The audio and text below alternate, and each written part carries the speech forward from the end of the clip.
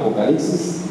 Vamos a ubicarnos en Apocalipsis, capítulo 13. Sean todos bienvenidos.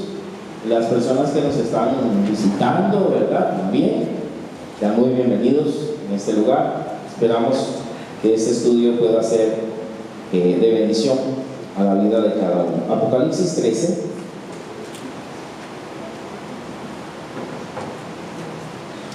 No olvide que el pasaje anterior nos hablaba de forma simbólica de la persecución hacia la iglesia, ¿verdad? Estaba representada por un gran dragón, ¿se recuerda? Un gran dragón que perseguía a una mujer que estaba embarazada. Sé que tal vez algunos se pudieron confundir con el aspecto de cuándo era que los ángeles se cayeron o cuándo fue que Satanás se rebeló. Si usted observa en el texto tiene una palabra clave que dice después de esto, ¿verdad? Ahí nos ubica en los 1260 días. Entonces no está hablando de la eternidad, no está hablando de una caída en el tiempo de Adán y Eva, no, está hablando en ese momento de la gran tribulación. Después de eso nos ubica en un espacio de tiempo específico. Entonces no es que Satanás no haya sido tirado antes, sino que en este pasaje del capítulo 12 ya no puede subir a acusar a los creyentes. Se le impide el acceso, esa es la diferencia. Se le impide el acceso y se le echa definitivamente del cielo, ¿verdad? Yo sé que eso puede causar confusión, pero si nos ubicamos en las palabras después de, ahí nos ubicamos en el tiempo. Estamos hablando del tiempo de la gran tribulación, no estamos hablando de otro momento. Bueno, esa persecución simbólica hacia la mujer, que definimos que era la iglesia porque tenía 2 estrellas en su frente, representando a las 12 tribus de Israel, esa persecución ahora se ve tipificada en este tema que vamos a ver hoy, que son las 2 bestias. Son los causantes de esa persecución del capítulo 12. ¿Okay? Muy linda, ¿verdad? Este parece bonito. Estamos hablando de una bestia que con 7 cabezas, cabeza de león, patas de oso, cuerpo de leopardo. ¿Okay? Y acá vemos una que se parece a un cordero. Se parece a un cordero. Si se acuerda, habíamos visto la adoración al cordero, ¿verdad? Hace meses atrás. Aquí viene alguien pareciéndose a un cordero. Bueno, nos encontramos ahorita en la segunda etapa de la gran tribulación, los últimos 3 años y medio. Se nos mencionan a 2 bestias que veremos sus identidades a continuación. Y antes de que entremos ahí en materia, yo quiero decirle que en el pasaje vamos a encontrar una trinidad. Le digo la trinidad satánica. El dragón que vimos en el capítulo 12, y aquí se nos van a mencionar 2 bestias. El texto nos va a decir la primera bestia y la segunda bestia. La primera bestia es la que conocemos como el anticristo, y la segunda bestia es el ayudante de la primera, o sea, el falso profeta. ¿Ok? Entonces ahí tenemos una trinidad, 3 seres ahí. Satanás está tratando de imitar a Dios. En este capítulo se ve varias imitaciones. Primero, que él va a tener su líder, así como el Padre tuvo a Jesús. Va a tener su Mesías, pero también va a tener un profeta que prepara el camino, como Jesús tuvo el profeta que le preparó el camino. ¿Cuál? Juan el Bautista. Así que él también va a tener un profeta, una bestia que se ve más bonita, una bestia que tiene forma de oveja, que se ve agradable, que se ve bonita, ¿verdad? Va a tener estos 2 animales o estas 2 bestias ahí. Así que la primera bestia es el anticristo y la segunda bestia estamos hablando del falso profeta. ¿Ok? Y lo había dejado. Entremos en materia, versículo 1. ¿Qué nos dice el versículo 1? El versículo 1 nos dice: me paré sobre la arena del mar y vi subir del mar una bestia que tenía 7 cabezas y 10 cuernos, y en sus 10 cuernos diademas, hizo sobre su cabeza un nombre blasfemo.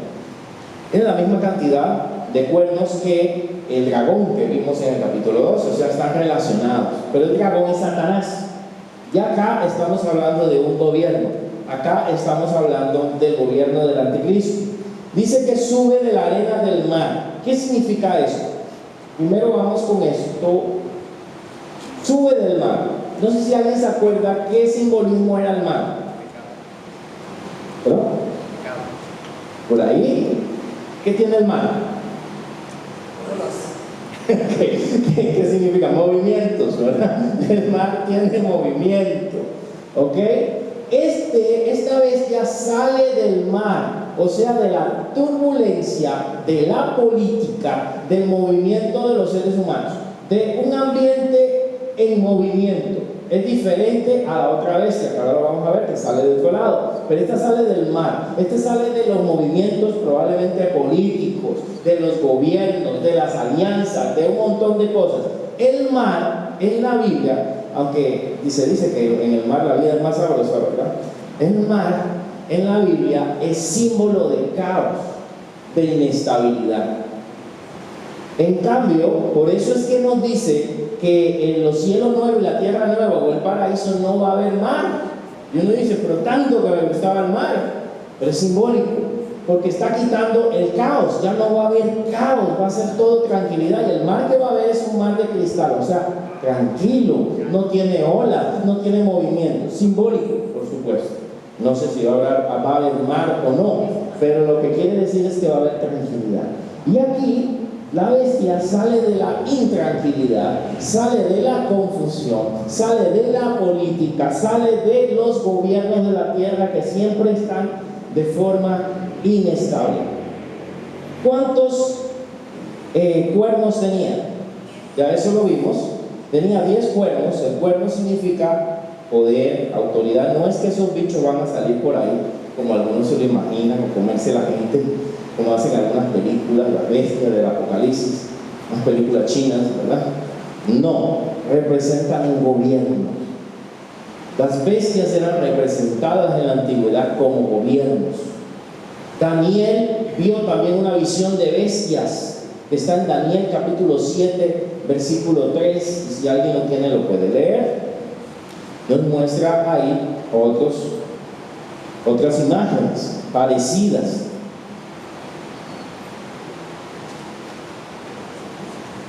¿Quién lo puede leer? Versículo 3.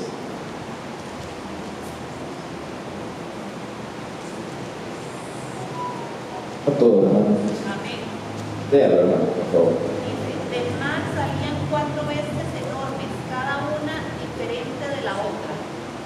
¿Okay? Estábamos viendo que también del mar salían, según la visión de Daniel, igual del mar, 4 bestias. La última era diferente y la última también tenía 10 cuernos, semejante a este. O sea que Daniel había visto algo parecido y está hablando del mismo personaje, el último gobierno de la tierra. 7 cabezas. Algunos piensan que son 7 gobiernos más fuertes. Otros pensaron que se estaba hablando de las 7 montes que se encuentran en Roma, porque se estaba refiriendo al Imperio Romano. Entonces están esas interpretaciones. Eran 7 gobiernos tal vez más poderosos o más fuertes que los otros 10, pero o se estaba refiriendo al Imperio Romano, y yo me voy con el Imperio Romano, a Roma, que Roma rodeada de 7 montes. Era semejante también a un leopardo, pies de oso y boca de león. Si nos vamos a Daniel 7, 4 al 6, esas bestias que habló nuestra hermana tenían esas características. Cada bestia era distinta. Había una que era como leopardo. Vamos a buscar Daniel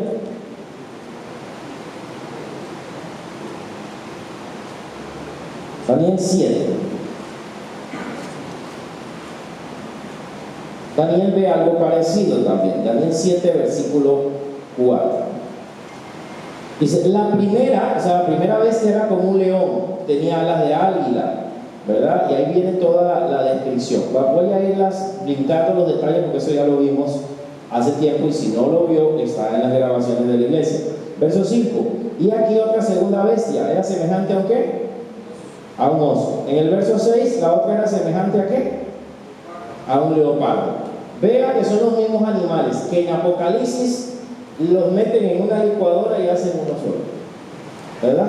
Eran animales separados, pero en Apocalipsis la cuarta bestia tiene los elementos de estas tres. ¿Qué es lo que quiere decir? Que este gobierno es parecido a los anteriores, parecido al gobierno de Grecia, parecido a los medos persas y parecido al gobierno de los romanos, se me olvidó, de Babilonia. Babilonia era representado por un león, o sea que el anticristo va a tomar ideas de los imperios antiguos, va a reedificar o va a resucitar un gobierno parecido a los gobiernos de antes. ¿Okay? El imperio romano, que fue el último de esos imperios, sabemos que es el más largo que ha habido sobre la historia de la tierra, fue el imperio más largo, y el imperio consistió por el imperio romano, y cuando fue derrotado también hicieron el imperio romano, pero de otros países europeos, más que todo de la línea europea, se me olvidó el nombre que es correcto.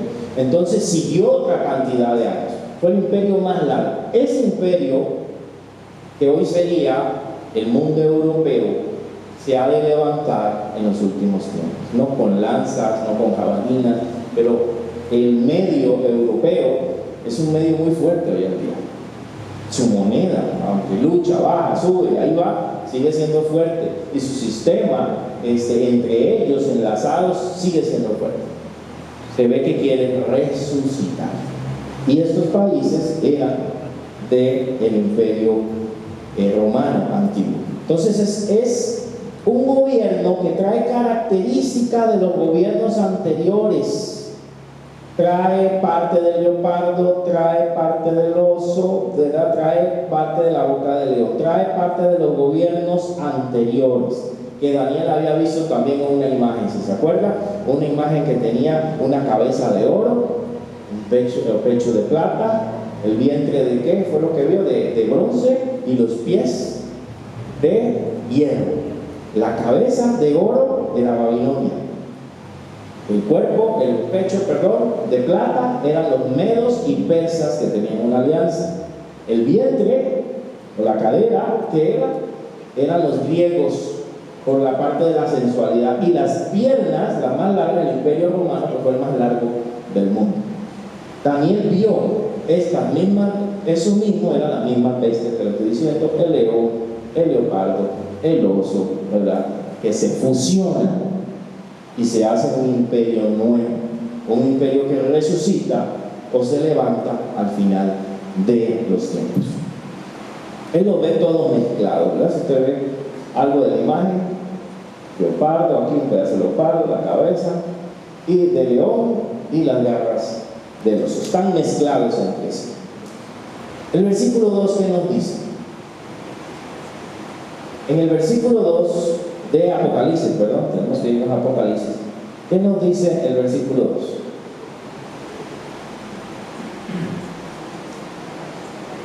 ¿Alguien lo tiene?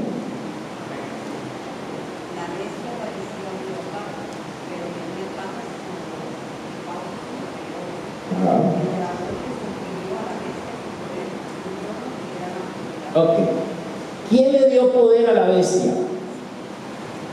Claro, ¿quién le dio poder y autoridad? Veamos el texto. ¿Quién se lo dio? El dragón. El dragón le dio poder a la bestia. El dragón, Satanás, es quien le da la autoridad a estos gobiernos, o al anticristo que está aquí representado, es la que le da autoridad. Segunda de Tesalonicenses nos dice algo semejante, nos dice algo parecido acerca de la autoridad que tiene el maligno. Segunda de Tesalonicenses 2, no está ahí, con razón, vamos a ponerlo. 2, verso 9. ¿Qué nos dice?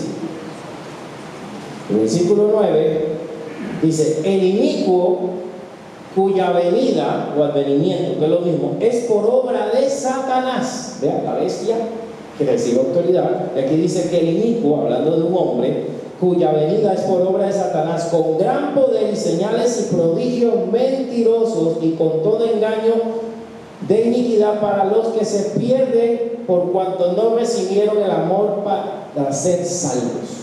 Está hablando de un hombre conocido como el inicuo que va a recibir su poder de Satanás.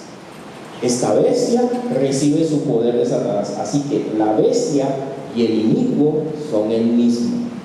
La bestia y el conocido popularmente como el anticristo son lo mismo. Son la misma persona. Él es la bestia, la cual representa a un montón de gobiernos, que él es el rey de esos gobiernos, o el cuerno pequeño que sale en otros pasajes, ¿verdad? Y que le ha sido dado autoridad por parte del mismo Satanás. ¿Alguna pregunta hasta acá? Así que la primera bestia, ¿quién es? ¿Quién es la primera bestia? Satanás no. El dragón es Satanás. Pero la primera bestia que sale del mar, ¿quién es? El anticristo, el inicuo de Tesalonicenses. Es la primera bestia. Vamos al versículo 3. Algo le pasa a la primera bestia en el versículo 3. Algo le sucede. ¿Qué le sucede? ¿Qué le pasó a una de sus cabezas? Tenía una herida de muerte. Ajá, exacto. Vi una de sus cabezas como herida de muerte, pero su herida mortal fue sanada y se maravilló toda la tierra. Aquí hay dos formas de interpretarla. Los estudiosos lo ven de dos maneras. Una de ellas es que supuestamente es como un atentado que le hacen a este hombre. Le hace tipo lo que sucedió con Donald Trump, ¿verdad? Mueve la cabecita y por ahí. Pero a este le dan una herida de muerte. Significa que es en un lugar donde no hay nada que hacer, ¿verdad? Lo dejan listo, pero se cura, se levanta, y entonces la gente se maravilla. Este líder político sucede algo parecido, y así como ahora Donald Trump está en todos los, ya estaba, pero ahora está peor la cosa, ¿verdad? Ahora lo sube más el asunto, el rating y todo con lo que pasó. Esto levanta al gobierno del anticristo. Un hombre que estuvo a punto de morir, que le dieron una herida mortal y vivió. Esa es una posición. Así que eso lo empodera a nivel mundial. Eso lo hace ganar y subir más con fuerza. Y lo podemos entender porque en política eso llama la atención y se convierte casi como en mártires, ¿verdad? Recordamos a Kennedy cuando murió. Kennedy hizo cosas malas, pero todo el mundo lo recuerda como un mártir, ¿verdad? Por lo que le sucedió. Entonces esto lo levanta y lo hace ser una persona importante, y está imitando a Jesucristo nuevamente, porque Jesucristo murió y resucitó. Solo que hay una diferencia. Hay personas que ven aquí una resurrección. Yo no veo una resurrección. Él tenía una herida de muerte, pero no dice que murió. No dice que murió, ni dice que resucitó, pero está imitando con una herida mortal, tal vez en la cabeza, tal vez en el corazón, pero no muere. Y entonces eso lo levanta. La otra posición es que estemos hablando como un imperio, que el imperio del anticristo, el imperio romano, estaba muerto y que ahora comienza a vivir nuevamente, se comienza a levantar. Ese imperio europeo que ya había desaparecido comienza a tomar fuerza. Cualquiera de las dos posiciones tienen peso, pero para poder imitar a Jesucristo me parece que tiene que ser una persona que le suceda algo, que esté a punto de morir y no muera, para que parezca un milagro y realmente sea una persona que la gente comienza a maravillarse y a adorarla. Más adelante, su herida fue sanada, se maravilla toda la tierra, y el versículo 4 nos dice que adoraron al dragón, que había dado autoridad a la bestia, o sea, adoraron a Satanás. Ya el satanismo va a estar muy fuerte ahí. Y adoraron a la bestia diciendo: ¿quién como la bestia y quién podrá luchar contra ella? ¿Estamos hablando del anticristo en sí o estamos hablando del gobierno? Lo que sea, están adorando a la bestia. Están diciendo: no hay nadie como ella.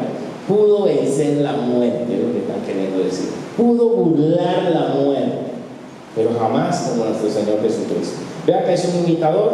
Vemos una imitación. La primera es: se hace una trinidad, ¿verdad? El dragón, la primera bestia, el anticristo, y la segunda que vamos a ver más adelante, que es el falso profeta. Se hace una trinidad satánica, Padre, Hijo y Espíritu Santo. Él se hace una trinidad, pero también imita la muerte y resurrección de Jesucristo, ¿verdad? Y también se va a hacer pasar como el Mesías. Por eso. Y ahora, ¿quiénes crean que es el Mesías? Están esperando. Así que lo adoran en el versículo 4. Vamos al versículo 5. Vamos a ver las características. ¿Cuál característica ve en el versículo 5? ¿Cómo era él?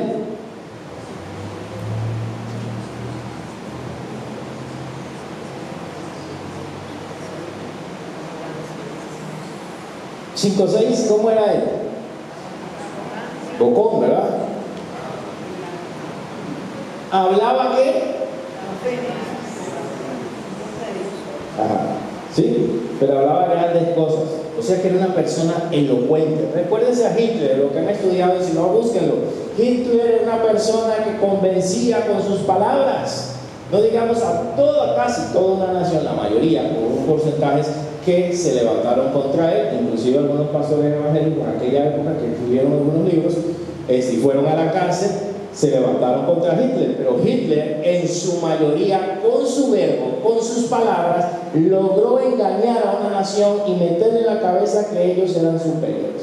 ¿Cómo ese señor pequeñito con esa barbita y esa cosa ahí se sentía el más hermoso del mundo, el más privilegiado, la raza superior? Y se lo metió a los niños, se lo metió a los adolescentes en su cabeza para que pelearan por él. Tenía elocuencia. Y no solamente, no la gente buena sabe hablar. Hay gente, cosas muy malas, pero tienen un convencimiento con sus palabras increíble. Que si lo tuviéramos nosotros para predicar, hermanos, ¿qué no haríamos? Pero convencen. Perdone el ejemplo, pero voy a poner un ejemplo.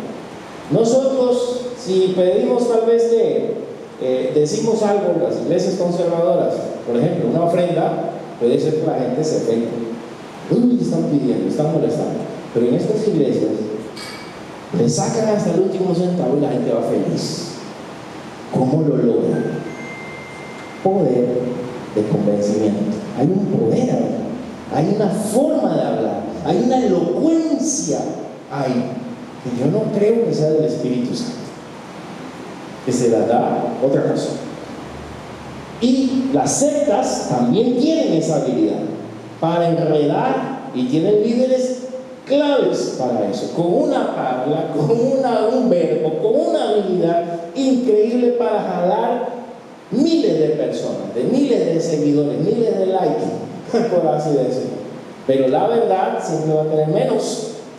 Así que él tenía esa habilidad para hablar grandes cosas, pero también, como decía nuestra hermana, habló grandes blasfemias también. Y dice el texto que se le dio autoridad para actuar. Aquí no nos dice que es Satanás. Aquí entonces puede entender que es Dios que lo permite. Le da autoridad para actuar ¿por cuánto tiempo? ¿Se acuerdan de las cifras? 1260 días, 42 meses, y la otra era tiempos, y la mitad de un tiempo que aparece en Daniel. Daniel usa las tres también, usa las 42 meses, usa los 1260 días y usa también tiempos y la mitad de un tiempo. Recuerden que tiempo es un año, tiempos 2 años y la mitad, tiempos son dos años, ¿sí? Y la mitad de un tiempo 3 años y medio. Es lo mismo, estamos hablando de 3 años y medio, los últimos 3 años y medio de la gran tribulación, donde Él va a hablar estas grandes cosas, donde va a blasfemar, donde se le permite hablar estas cosas. Verso 6, abrió su boca en blasfemia ¿contra quién? Contra Dios.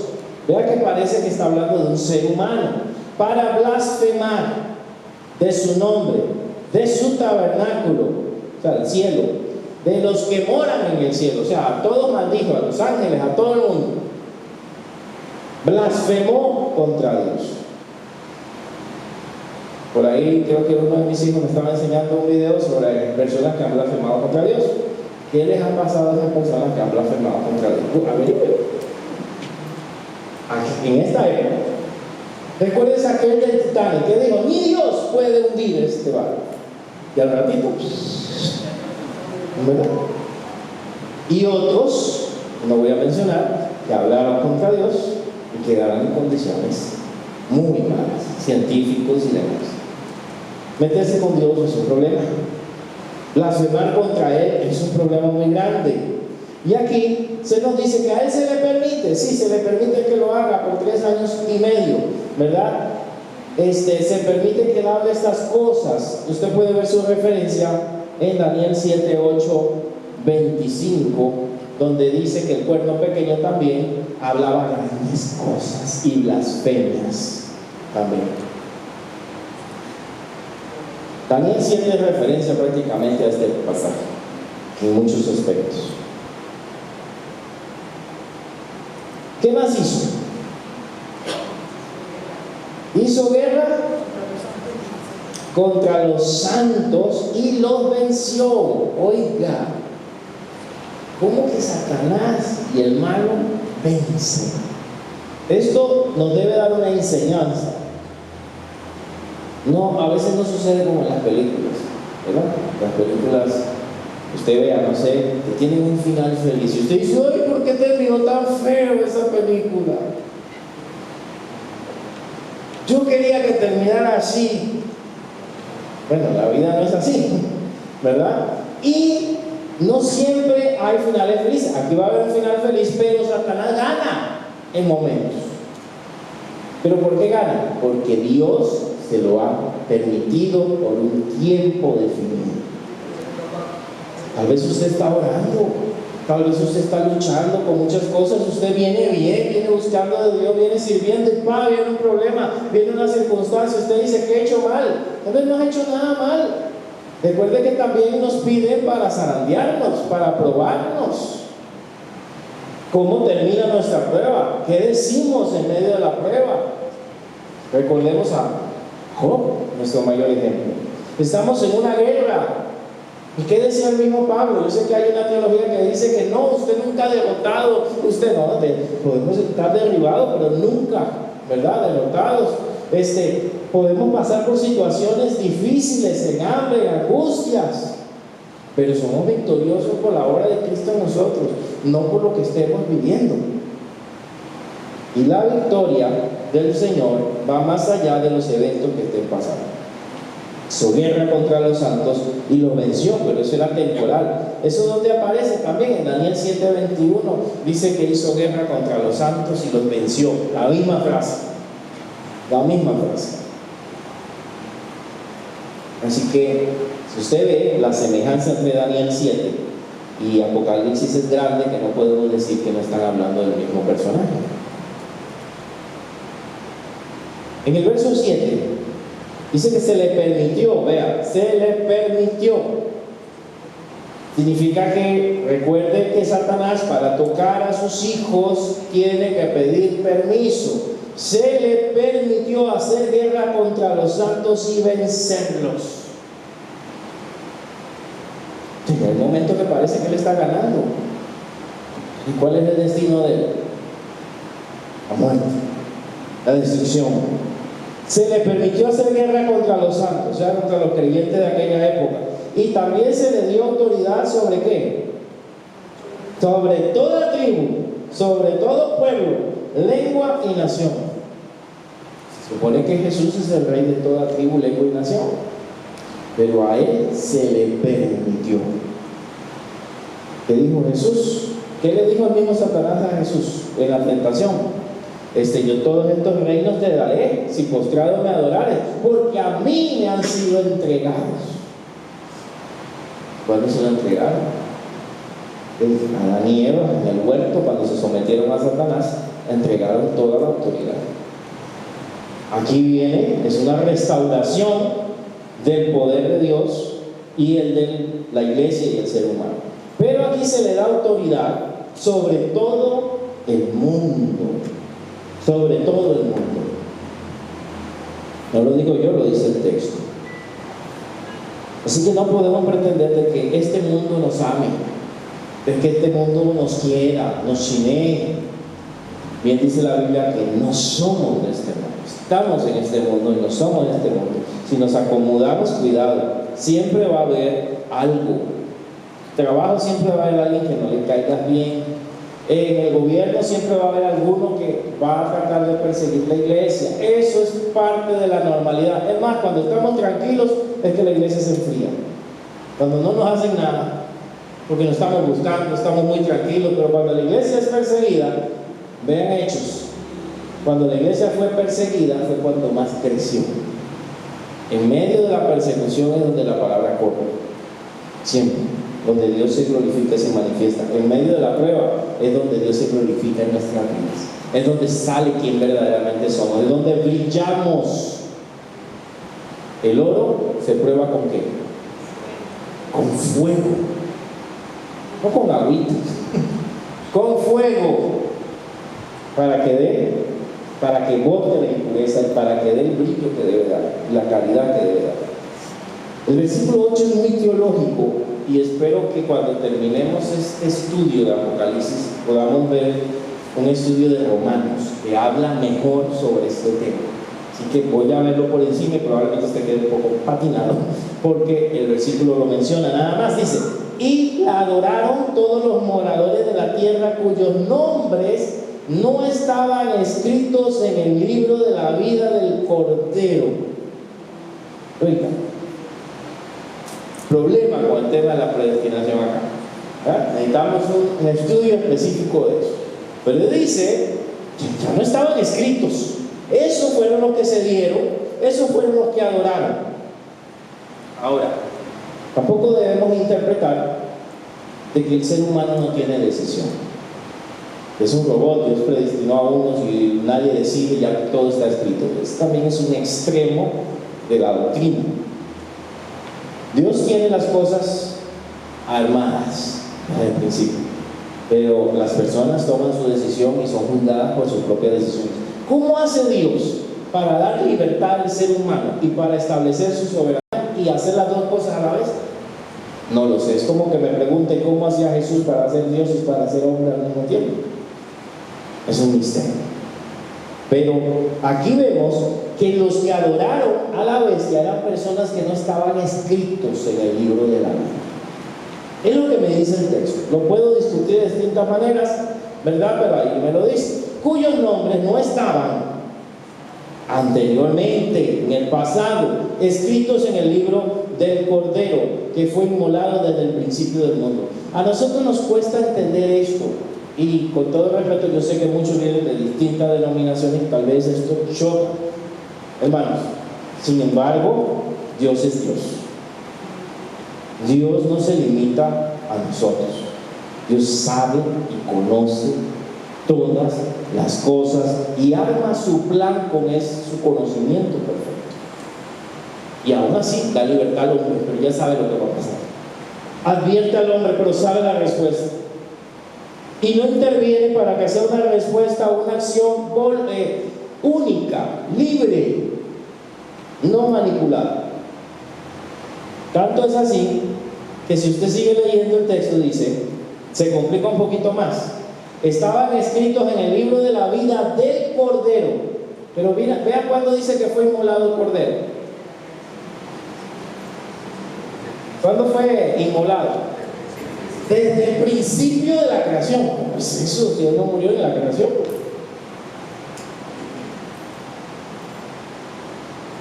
No es que Él murió en la creación, sino que desde ese momento ya estaba planeado. Desde el principio. Desde Génesis 3:16, si no me equivoco, donde se nos habla de la lucha entre la mujer y la serpiente que les mencioné, ya estaba destinado de que Jesús vencería a la mujer no, también a la serpiente, bajándole la cabeza. ¿Okay? Y la serpiente lo mordería en el calcañar, o sea, en su muerte en la cruz. Él moriría, pero la serpiente sería derrotada. Eso se le llama en Génesis, se le dice en teología protoevangelio, o sea, un inicio del evangelio en Génesis. O sea que ya Dios lo tenía, todo listo. No le agarró por sorpresa a Adán, se me perdió. Eva. A veces pensamos en Dios en términos humanos. El hecho de que yo pequé, Él escribió mi nombre en el libro de la vida, yo pequé, va como un borrador, me lo vuelvo a borrar. Pido perdón, me lo vuelvo a escribir. Es un Dios que sabe todo. No es que sabe el futuro, no es que conoce todo, pero nuestra mente, como es finita y no lo podemos entender, lo limitamos. No, Dios es Dios. Y aquí sabe quiénes lo iban a traicionar adorando al enemigo, y también explica que Jesús fue inmolado o fue preparado desde el principio del mundo para ser sacrificado. Es muy complicado tal vez entenderlo, no puede hacer circuito, y como le digo, manténgase viniendo porque vamos a trabajar eso después de este estudio. Seguimos con Romanos, que Romanos habla sobre ese tema muy ampliamente. Ok, la elección y la predestinación. Ahora, se dio autoridad sobre todo el mundo. Y bueno, aquí me faltaba esta parte. ¿Quiénes fueron los que adoraron? Los que no estaban escritos ¿a dónde? En el libro de la vida.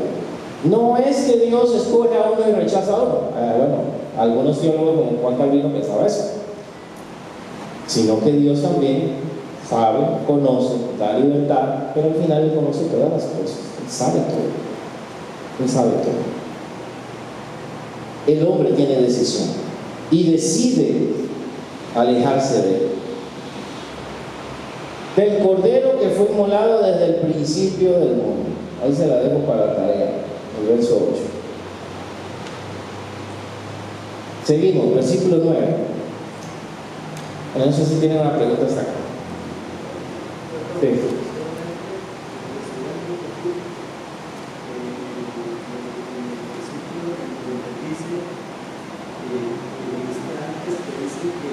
Se le permitió hacer guerra contra los santos. A estos santos se refiere a los dos testigos. Los dos testigos los mataron, ¿verdad? Resucitaron y se fueron al cielo, acuérdate. Pero entonces, ¿a cuáles santos se puede aplicar? Porque estamos hablando ya de la Depende de su doctrina, pero probablemente se esté hablando del pueblo de Israel. Recuérdate que en el contexto del capítulo 12 veíamos a un dragón persiguiendo a la mujer que tenía las 2 estrellas. Entonces, si esto va en continuidad, te está hablando del pueblo de Israel que creyó en Jesús. Probablemente sean eso. No sé, puede ser que haya gentiles, sí, los que van a creer por la palabra de ellos, probablemente, pero probablemente es el pueblo de Israel, que generalmente se le utilizaba el término santos en el Antiguo Testamento. ¿Otra pregunta? Vamos a hacer la Biblia hoy de una vez. No le sonó, hermano. Verso 10 dice 9: si alguno tiene oído, oiga. ¿Se acuerda de eso? ¿Quién decía eso? ¿Y cuándo decía eso Jesús? Antes de dar una exhortación. El que tiene oído para oír, que oiga. O sea, ya prepárese lo que viene, ¿verdad? Entonces se nos está refiriendo a eso. Viene una exhortación. El verso 10 parece un poquito complicado, pero se lo voy a explicar de una manera simple. Si alguno lleva en cautividad, va en cautividad. Si alguno mata a espada debe ser muerto. Vamos a dejarlo ahí hasta el punto. ¿Qué le recuerda eso? Yo hago esto, me pasa eso.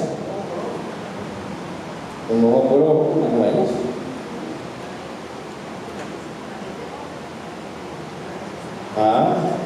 La ley, más propiamente a nosotros, la ley de la siembra y la cosecha, que menciona Gálatas 6:7, o sea, todo lo que el hombre sembrare, eso va a cosechar. ¿Por qué viene aquí?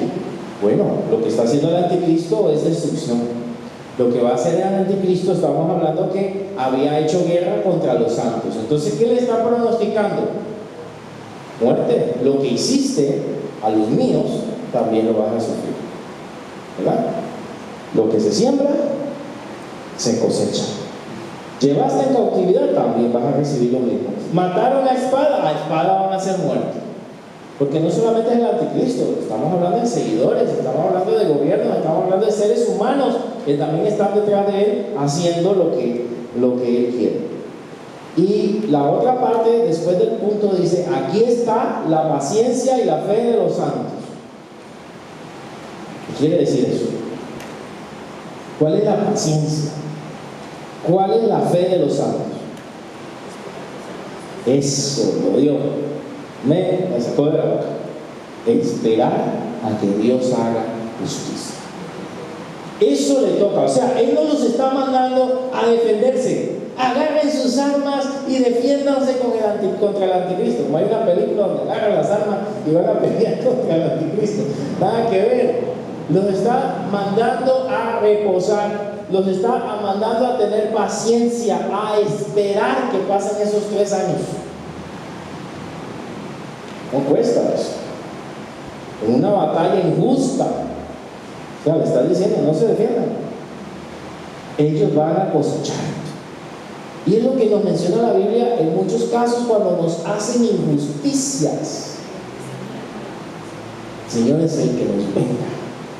El Señor es el que sale adelante de nosotros. Si nosotros tomamos la justicia por nuestras manos, no va a ser igual como cuando Dios la toma y defiende a sus hijos. Es diferente. Así que esta es la paciencia. Cuando te hacen algo, el esperar. Cuando te hacen daño, el dejarlo en las manos de Dios para que Él se glorifique. ¿Se acuerda de aquellas almas que habíamos visto en capítulos anteriores que rogaban por justicia? Las almas de los decapitados. Bueno, tengan paciencia. Unamos las ideas, ya vemos. Tienen que tener paciencia. El pueblo de Dios debe ser un pueblo paciente. Y bueno, hasta acá terminamos con la bestia que sube del mar, que es el anticristo. Y pasamos al verso 11, que es otra bestia. ¿Cómo habrá quedado la cabeza de Juan después de ver toda esta visión? Dice el verso 11: después vi otra bestia que subía de la tierra. Ok, hagamos la comparación. La bestia que vimos anteriormente subía ¿de dónde? Del mar. ¿Y qué les dije que podía hacer el mar? Confusión, turbulencia, inestabilidad. ¿Y entonces qué usted cree que es la tierra?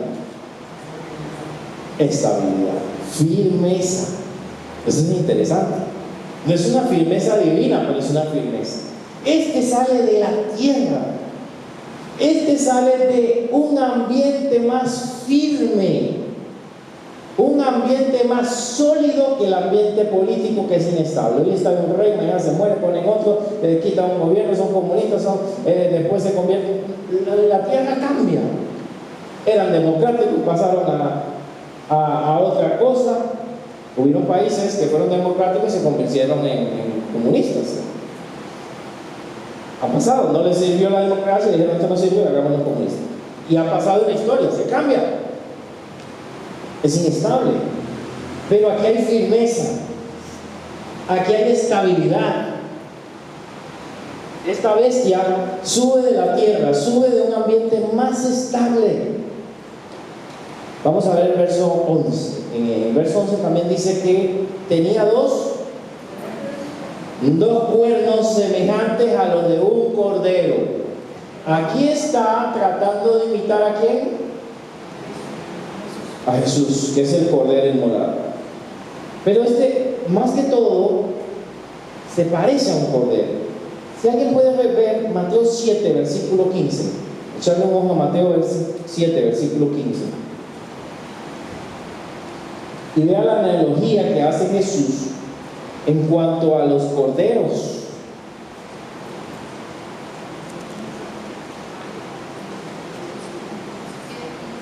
¿Qué dicen los falsos profetas? Que tengan cuidado.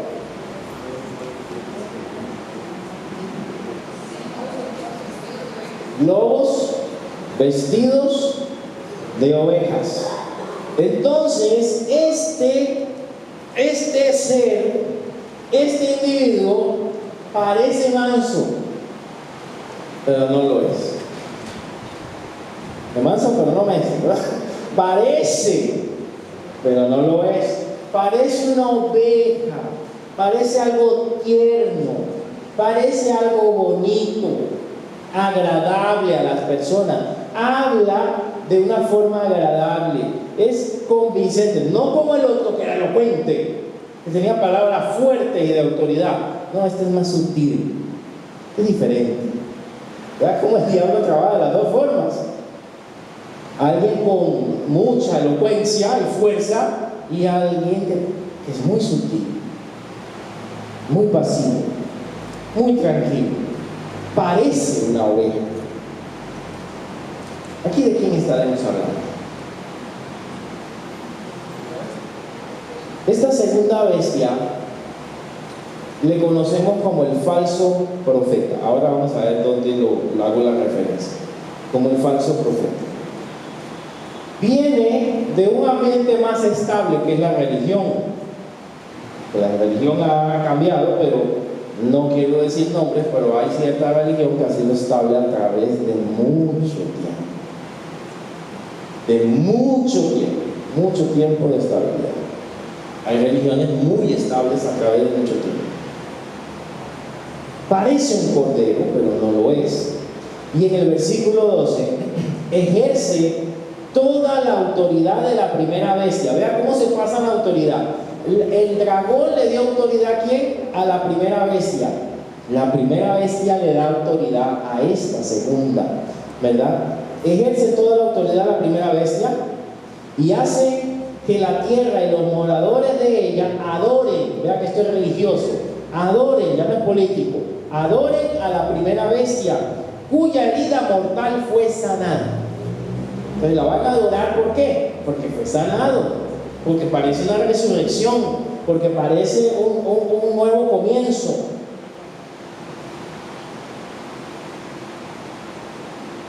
No quiero ver. Ese cansó. Ejerce la autoridad de la primera bestia y hace que las personas adoren a la primera bestia. Apocalipsis, antes de ir, Apocalipsis 19 nos revela, voy a adelantar, no hemos llegado ahí, pero para que usted no quede con la idea, ¿quién es esta?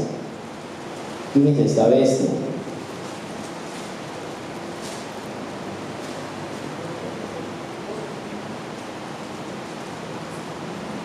Dice, verso 20, 19-20. Y la bestia fue apresada. Estamos hablando del anticristo, la primera bestia. Y con ella, aquí ya no le dice segunda bestia, el falso profeta. ¿Qué hizo el falso profeta? Que había hecho delante de ella señales con las cuales había engañado a los que recibieron la marca de la bestia y habían adorado a su imagen. Vea que el falso profeta es la segunda bestia. La segunda bestia que estamos hablando aquí es lo mismo que el falso profeta, porque envían a la gente a adorar. El falso profeta lo que hace es unir al mundo para que adoren al anticristo. Eso es lo que hace. Los movimientos ecuménicos buscan la unidad de todas las religiones y a veces caemos los evangélicos también. ¡Ay, qué lindo! Todos tenemos un mismo Dios, ¿verdad? Eso es ecuménico, nos están unificando. nos están metiendo en una misma línea. No importa si su nombre sea Buda, su nombre sea su nombre sea Alá, es lo mismo. Ahí es ecumenismo, ya estamos alineados. Hay grupos como el Bahá'í, en Panamá, que hay una montaña, hay un templo del Bahá'í muy importante, ¿verdad? Ahí llegan a orar evangélicos, católicos, musulmanes, de todo, y qué lindo, dice la gente. En el mismo Zarchi hay un lugar donde también es ecuménico, que cualquier persona de cualquier religión puede llegar a ese templo, ese lugar abierto, a orar a su Dios. Son movimientos para unificar. Se ven bonitos, pero es lo que va a hacer el falso profeta. Es decir, que es lo mismo. Jesús dijo: yo soy el camino, la verdad y la vida. Nadie va al Padre sin por mí. Es a través de Jesús. Es un solo camino. No hay muchos caminos. Es uno solo. Y ese es el trabajo de unificar, traer unidad, que adore a la bestia y a su imagen. Ahora vamos a hablar de la imagen, creo que me quedan 10 minutos. Él hace que adoren a la primera bestia, ¿verdad? Ya lo vimos. ¿Qué nos dice 2 Tesalonicenses 2 como referencia a esto? 2:4. Hablando del anticristo, él dice: el cual se opone y se levanta contra todo lo que se llama Dios o es objeto de culto, tanto que se sienta en el templo de Dios como Dios, haciéndose pasar por Dios. Vamos a ver el verso 9. Y en el verso 9: inicuo, cuyo advenimiento de Satanás es o por obra de Satanás, con gran poder, señales y prodigios mentirosos. Mire, si usted es una persona que se basa solamente en señales y milagros, tenga cuidado, porque eso es lo que va a hacer Satanás en los últimos días. Es más, hasta está profetizado que los falsos profetas harán señales. Y los falsos apóstoles. Y hay gente que hoy en día enseñan unas cosas, que tienen una vida moral tan mala, pero hacen señales y la gente les cree. Tengamos mucho cuidado. No son las señales solamente la evidencia de que algo es correcto, es lo que se habla, es lo que se dice, si es Biblia o no es Biblia, si es correcto o no es correcto.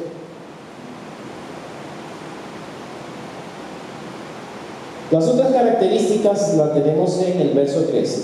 ¿Qué hará este falso profeta? De lo que yo le estoy diciendo.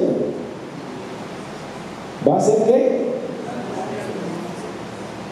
Y miren que nos han ido preparando. Hay gente que se va de sus iglesias porque en tal lugar están haciendo milagros. Aquí no hay unción. Me voy para allá porque allá levantaron esto, levantaron un muerto, hicieron lo otro. Pero estudie sus predicaciones, escuche su mensaje, véalos cómo actúan, véalos cómo visten. ¿Se dará cuenta?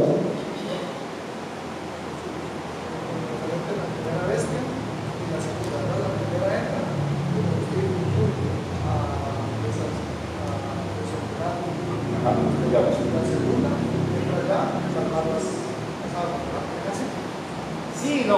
O sea, que la primera entra de la turbulencia política, sale un gobernante importante, listo. Y la otra viene de un ambiente más estable, un ambiente religioso, que tiene mayor estabilidad. Sí, principalmente en los 3 años y medio salen ellos a la luz, pero ellos están ahí, en los 7 años.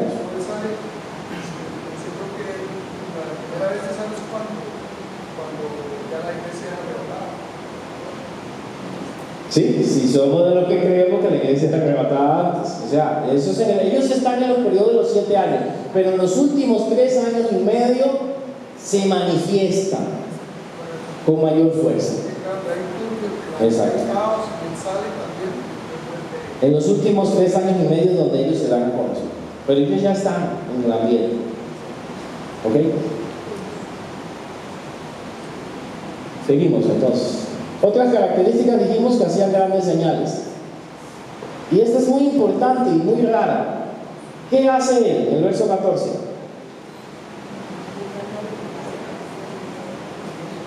Le hace... Ah, sí, sí, sí. Ah, siga leyendo. Hace una imagen y hace que todo el mundo adore la imagen de la bestia que tiene la herida de espada y vivió. Hace una imagen y hace que todo el mundo la adore. ¿Cómo podemos interpretar eso? ¿Cómo va a ser una imagen? Antes pensaban que estamos hablando de una imagen idolátrica, ¿verdad? De madera, de yeso, y esa imagen cobra vida. Bueno, con mucho respeto sabemos de que las imágenes a veces hacen cosas raras. Y con mucho respeto, si hay algún católico de nosotros, o esté oyéndonos, no estamos criticando, pero hay evidencia que llora, que echan sangre y todo. Algunas son manipuladas por el ser humano, pero algunas no tienen explicación. Bueno, aquí dice que la imagen se va a mover, va a cobrar vida. La imagen de este hombre, de la bestia, del anticristo. ¿Cómo podemos explicar eso? Ahora hay otra forma de que esto pueda ser realidad. ¿A quién se le ocurre? Aparte de que una madera se mueva o una piedra cobre vida, que no es imposible, ¿qué otras formas más actuales se puede cumplir eso? Bueno, vea la robótica, ¿cómo está, verdad? La inteligencia artificial. O sea que va a llegar eso. Es posible. Lo que son los hologramas, que un día estuvimos hablando con los hermanos allá, ¿verdad? Esta inteligencia artificial está desplazando a muchos y hasta en cuestionamientos, hasta teológicos, se está analizando si algún tiempo desplazará hasta los pastores. Usted le programa todas las prédicas que necesita y ahí sale el holograma predicando mejor que yo, sin errores y sin nada, ¿verdad? Perfecto. Eso puede ser posible. Tenemos la tecnología actual para eso. Pero una forma que ya se tiene la capacidad, pero está anulado, ¿verdad? Por leyes éticas, es la clonación. La clonación se puede crear una persona a una imagen y semejanza de la otra. Se hizo con la oveja Dolly, dicen que no han hecho experimentos, pero probablemente sí, por ahí, algunos bichos que ven raro la gente por ahí, ¿verdad? Puede ser. Entonces puede ser que en un momento se abra la clonación y este hombre hace otro igual para que puedan adorarlo en distintos lugares. O puede ser con inteligencia artificial. Vea, hoy en día tenemos la capacidad de que estas cosas se cumplan al pie de la letra. Ahora también se dice hacer una imagen de alguien es hacerle un nombre, una forma. De forma simbólica. Ajá. No es una estatua, no es una imagen. Sí. Pero hay, Hacerle un culto, hacerle una adoración. un nombre, una forma. Puede ser, sin embargo, aquí parece que adoran a esa imagen, pero sí, es una opción sin dejar de lado las otras. Y la última, la marca de la bestia, verso 16. Bueno, vean que, perdón, antes de ir, donde yo creo que es una imagen que se le infunde vida, es por el 15. Dice, y se le permitió infundir aliento. El aliento de vida es espíritu. Aliento a la imagen de la bestia, verso 15, para que la imagen hablase e hiciese matar a todo aquel que no la adorase. Lo mejor aquí cae en la clonación, ¿verdad? Pero bueno, ahí se las dejo.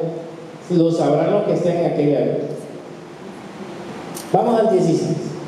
En el 16 dice que hay una marca, ¿verdad? La marca dice, y hacía que todos los pequeños, grandes, ricos, pobres, libres, esclavos, se les pusiese una marca en la mano derecha o en la frente. Ok, muchos han especulado sobre eso. ¿Qué pasaba? Nadie, ¿verdad? Y que ninguno pudiese comprar ni vender, sino el que tuviese la marca, el nombre de la bestia o el número de su nombre. Eso ya no está lejos de la realidad. Hay sistemas que se han querido implementar en Europa para poder comprar más fácilmente. Aquí en Costa Rica, no vamos a ir hasta lejos, en algún momento se quiso implementar en la mano derecha, ¿verdad? Colocar un chip ¿Y ese chip para qué era? Para si hubiera un accidente, poder identificar con una maquinita rápidamente todos los datos de la persona. Se ha querido hacer en la frente, de casualidad, y en la mano. Colocar ese chip, que son los lugares que menos daño podrían hacer en el cuerpo humano. Creo que se han hecho algunos experimentos, se ha querido hacer, no ha pasado más, son ensayos, o sea, está la posibilidad. No digo que sea el chip, sea el anticristo, porque hasta en las tarjetas tenemos chip. No quiero decir, vean, las discotecas que le ponen a las personas unas marcas, ¿verdad?, que las pueden detectar algunas máquinas para poder entrar a algún lugar. Ya está la tecnología. Entonces, si quieren que tú te marquen como un rebelde, fácilmente te detectan. La tecnología existe. Nadie podría comprar ni vender de la parte comercial sin la marca o el número. Hay el número de la bestia. Se debe contar que el número de la bestia, según el versículo 18, el número de la bestia es número de hombre. Y ya usted sabe su número, que se hizo moda en algunos tiempos, de la gente se marcaba de los rebeldes en 666 y se lo ponen a las iglesias. A veces ven cuánto las marcan con eso, ¿verdad? Y cuando usted va a un hotel y le toca el 666, hasta que se asusta. Hay gente que, de verdad, hasta que se asusta cuando le pasa algo de eso. Es simbólico, hermanos. Es simbólico, no es el número ese. Se han hecho, usted puede encontrar en internet o le habrán enseñado múltiples cálculos acerca del número 666. Ha dado el número de Nerón, ha dado el nombre, se saca el nombre de varios emperadores en la antigüedad, ¿verdad? Se sacó el nombre de Hitler en algunos cálculos que se hicieron matemáticos sobre el 666. Pero se lo pongo ahí en negrita como para que podamos captar con la visión alta. ¿En qué día fue creado el hombre? ¿Qué día? ¿Cuál es el número perfecto? El número 7. El número 6 sería el número de ¿qué? El mismo texto lo dice, el número del hombre. El hombre fue creado en el número 6, en el día 6. El 6 es casi 7, pero no es 7. Está llegando al 7. Se parece al 7, pero no es el 7. Fuimos creados imagen y semejanza, pero no somos Dios. 7 es el número de Dios. Y vea cuántas veces se repite. Que hay una Trinidad.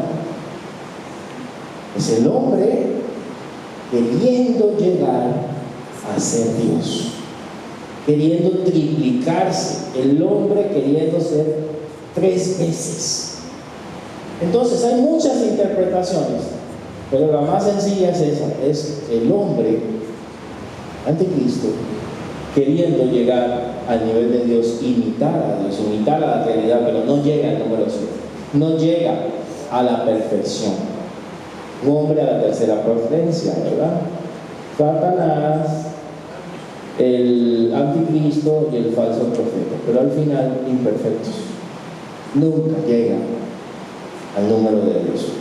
¿Cuál código será? No se complique, lo sabrán las personas. ¿Qué será? ¿Cómo será? ¿Usan el 666 o otro número o letras? Eso no importa, sino que es el orgullo de Satanás, que también quiso ser Dios. En el Génesis, ¿qué quiso ser? Él quiso en el principio ser Dios también, y le metió en la cabeza a la mujer: comes, serás como Dios. Esa es la mente. Satanás siempre quiere ser como Dios, y le ha metido al hombre que puede llegar a ser como Dios. Termino, hermanos, que sé que no hay vigilia. El anticristo representa al hombre queriendo ser Dios, como en el principio. El comercio mundial va a ser unificado para el control de este gobierno, como lo ha estado intentando la Unión Europea en muchos momentos, unir su comercio y hacer bloques. ¿Sabía que aquí querían hacer lo mismo en América, en Centroamérica? Hacer un bloque centroamericano. Pero adivine quién se opuso: Costa Rica. No estuvo de acuerdo. Existirá un sistema de marca o registro que controle a todas las personas.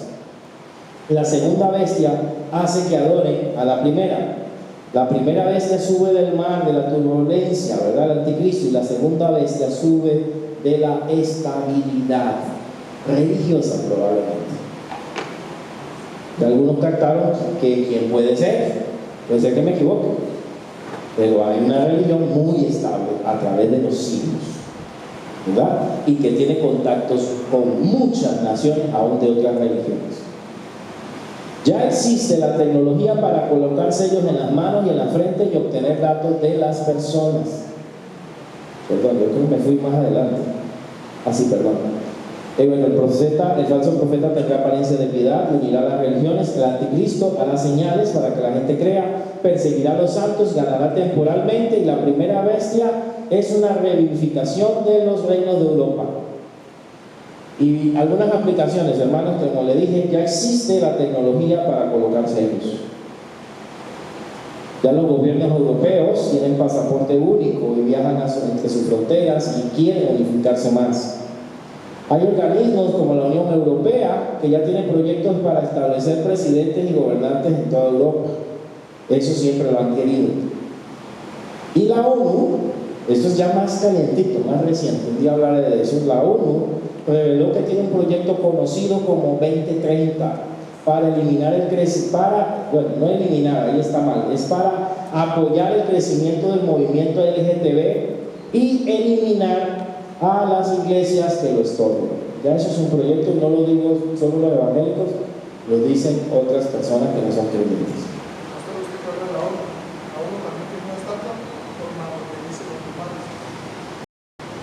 La ONU tiene sus cositas, ¿verdad? Sí. Organismos como la Unión Europea ya tienen estas ideas, ¿verdad?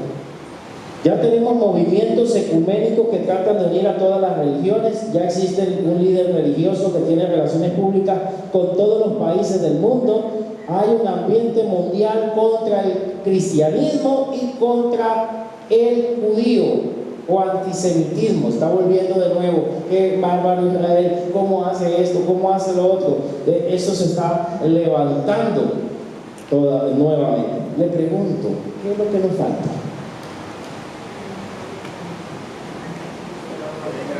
Solo que aparezcan las personas. Bueno, que venga el Señor y que aparezcan los personajes.